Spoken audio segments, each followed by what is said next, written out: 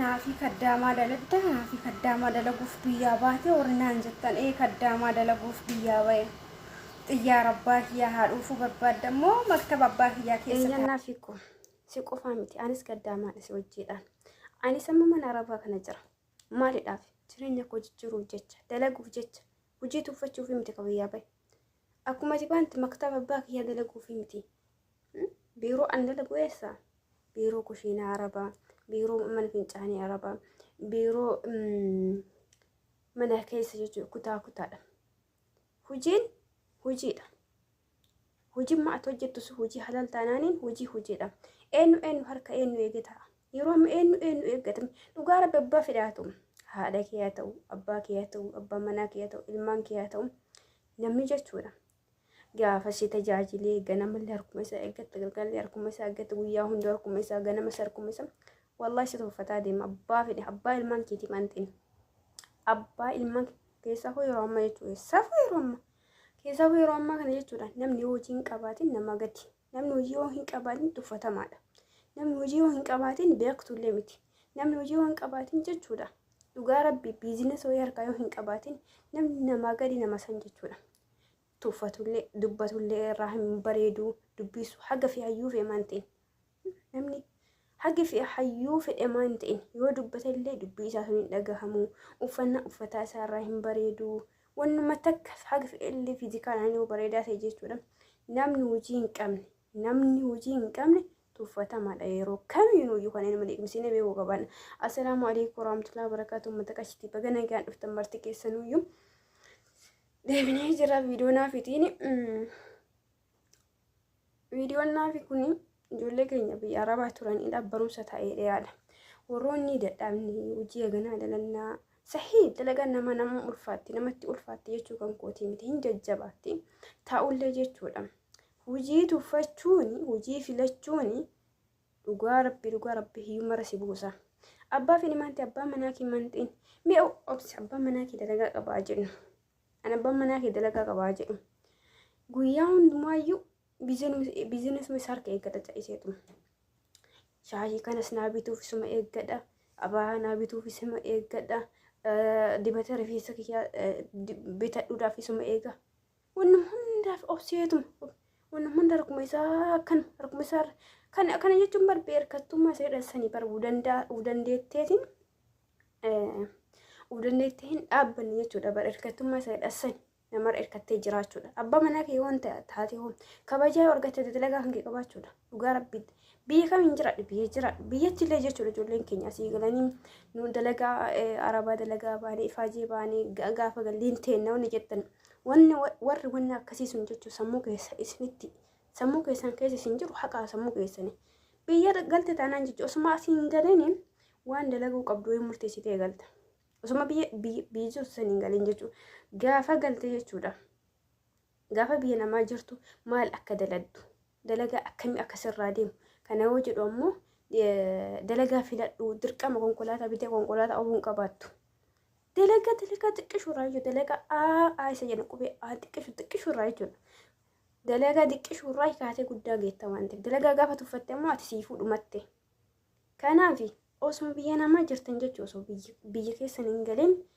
akka itti daladdan maal akka daladdan murteeffadhaa gala gaafa galta ammoo jechuun wanni biyya namaatti isin deebisuuf hin jiru dalagama jettan jechuun jalqaba dalagama keessan itti dalaguudhaaf qophoofte san irra baatan ijoolleen keenya maalidha yeroo baay'ee mana arabaatti akka deeban gaafa biyya namaa jiranii maallaqni isaanii facaca kiyya wajjinuu jechuudha maallaqni isaanii bakka hunda facaca homaa harkatti hin qabatan maallaqa qofa facaasuu qofa osoo hin taane dalagaa biyyattiin galeen dalaga jedhanii ofii amansiisan maal akka dalaganillee hin beekan hin murteeffatanillee akkasuma ammoo jechuudha maal jedhaniyyuu dalagaa tuffachuudha ani dalagaan kunirraa hin deemu ani biyya alaatii galee dalagaa akkanaa kunirraa hin deemu waan akkasiiti sammuu ofii amansiisanii sammuu isaanii mul'atu namaa malee waggaa 10 teetteetiin waggaa 10 soodii teetta waggaa 11 biyya biraa deemti jechuu galte ijoolleen keenya kana miidhamaa jira warri mana madaamii keessaa galan jechuudha. Kanaaf hojiin tuffachuuni dalagaa tuffachuuni yoo sirra dhiibbaa fide malee yoo si miidhe malee yoo jireenya kee ati yoo ofiillee yaaduu baatte dhala kan kee boroo argamu tarii dhala qabaachuu dhabuu dandeetta. Garuu gaafa dhalli kan kee dhufus maalirra dhaabbata akkuma kiyya kana biyya namaa irra zoora akkuma kiyya kana waggaa 10 mana madaamii keessa dalagam akkuma kiyya kana harka namaatti kufaa jettee kaaroo irratti qabachuudha.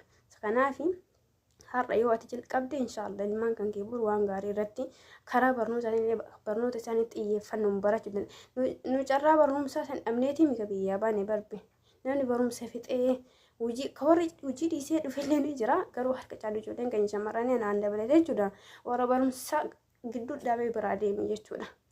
Kanaaf maaliidhaaf uf jijjiira hay sadarkaa kana ani barumsa eegadhaa ilmaan kee dirqama barnoota dhaabuun qabaatan dirqama baratanii hamilee ani irratti hafeessan jechuu bakka ani hafeessan itti naa guutuu qabaatan jechuudha dirqama. Ati kaayyoon kan kee namni gaafa barumsa baratu gaafa ijoollee waan garaagaraa kun barsiisaadha kun doktora yaani mul'ata garaagaraa qaba jechuudha. Mul'anni ani itti hin geenne san dirqama ilmaan keetti ganiitiin irraa gammaduu qabaadha. Kanaaf kana ta'uudhaaf ammoo hojii tuffachuu dhabuudha. Isin warri maallaqa qabdan maallaqa keessanii facaasina. Ati maallaqa yoo qabaatte waa hundaayyuu sochoosta jechuudha. Addunyaan yeroo amma ka hoogganamtuudha haqa osoo hin taane maallaqadha hoogganamaa jirti jechuudha. Kanaaf ijoollee keenya ofitti deebi'aatiin waan harka qabdu farkaa hin facaasinaa inshallah rabbi isin haa laafisu. Ani yoo kana odeessu kana nama walqaatu isiniif fakkaachuu danda'a. Garuu akkan xirii akkan dogongore kanatti hin dogongorinaadhaaf kan dubbataa jiru. Kanaaf keessaafuu ijoollee amma dhiyeenya kana biyya namaa biyyarra dhuftan jabaadha ofitti hin taphatina hojiin tuffatina akka hojii argattanidha. Hojii sanarra bobbaa hojii keessan dalagaa ati ka biyya baate hojii jiruudhaan malee tarii uffata jijjiirtee miidiyaarraa sirbuu akkasuma ammoo jana halkanii guyyaa imuumisee jara keessa buloo osoo hin taane hojii jiraa baatee miti dirqama hojii jirtee galuudha. Moo dirqama waggaa 10 hojii jiruudhaaf waggaa 10 sin gaafatu. Hojii jiruudhaaf jecha waggaa 20 sin gaafatu biyya namaa keessatti. Hojii jiruuf jecha dirqama waggaa 10 mana arabaa dalaguu qabdu.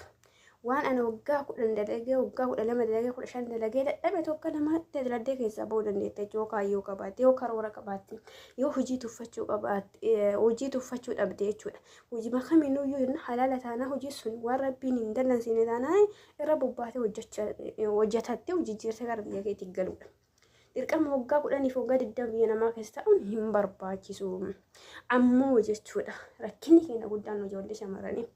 Gaafati hojiirra jirtu gaafati maallaqa qabdu gaafati biyya namaa jiraate namni si jaalata dhugaa rabbi dhugaa dubbachuudhaaf abbaan manaa kee si jaalata ilmaan kee si jaalatti maatiin kee dhalatti si jaalata waluma hiriyoon illee kan kee faarsan jechuudha. Sababni maaliidha sababa lattatan harkaa qabdu malee barbi jaalata sitta jenna osoo biyya jiraatte assalaamu alaykum hin jiru jechuudha.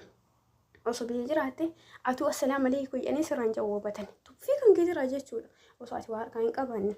Kanaaf namni yeroo amma maallaqatti hoogganamaa jira maallaqaan bulaa jira waan ta'eef maallaqa keessanillee hin facaasina hojiillee hin tuffatina rabbi isin haa laaffisu. Jireenyi biyya namaa jajjabaataa jirti keessafuu yeroo ammaa kana keessatti namni tokko hojii abbaan manaa sirraa dalagee hojii jijjiiruu miti atuu yoo hojiin daladde jireenyi jijjiiramuu diddee jirti jechuudha. Qaala'insa jireenya biyya keenyaatiin wal qabatee akkasuma immoo biyya arabaatitti amma jijjiirraa jechuun baay'ee jabaatee jira wallaahi dhugaa dubbachuudha biyya namaa keessatti.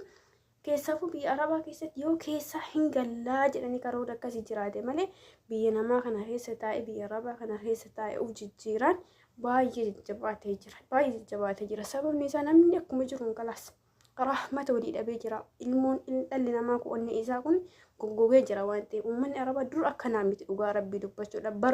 Baraan dhufeeyyuu akkanaa miti wallaahi rahmata qaba uummanni. Amma osoo duusellee namni assalaamu alaykum namni barbe yeroo amma nama lu'eellee maallaqa ija qabu eegalee jira waan ta'eef maallaqa keessanitti hin taphatinaa.